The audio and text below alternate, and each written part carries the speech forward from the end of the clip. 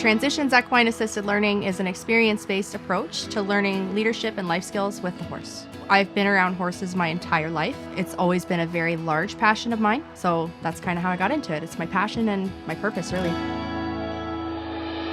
The horses have an ability to really detect even the slightest change in their surroundings, and they're not judgmental.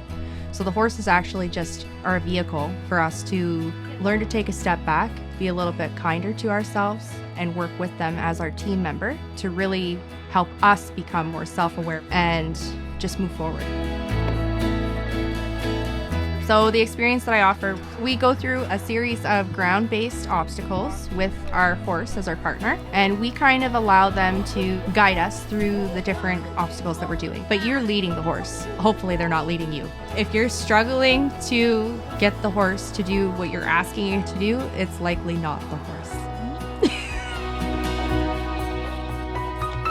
The activities that we do really sparks a lot of laughter and a lot of empowerment, and it sparks a lot of self-awareness. It's all about building relationships and learning about your partners.